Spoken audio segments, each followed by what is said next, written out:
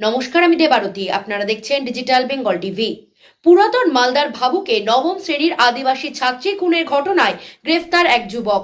জানা গেছে ধৃত ওই যুবকের নাম জিতু মুর্মু, বয়স 21 বছর।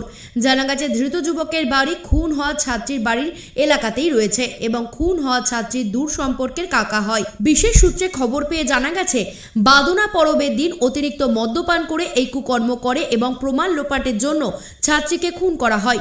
যুবককে 302 এবং 201 ধারায় মামলা রুজু করে আজ মালদা জেলা আদালতে পাঠানো হয়। পাশাপাশি 7 দিনের পুলিশি হেফাজতে চাওয়া হয়েছে। তবে পুলিশ সূত্রে খবর, এই খুন কাণ্ডে তার সঙ্গে আরও কয়েকজন জড়িত রয়েছে বলে সন্দেহ করছে পুলিশ। এই ঘটনায় জড়িত থাকার সন্দেহে আরও এক যুবককে আটক করলেও প্রাথমিক জিজ্ঞাসাবাদের পর তাকে ছেড়ে দেওয়া হয়।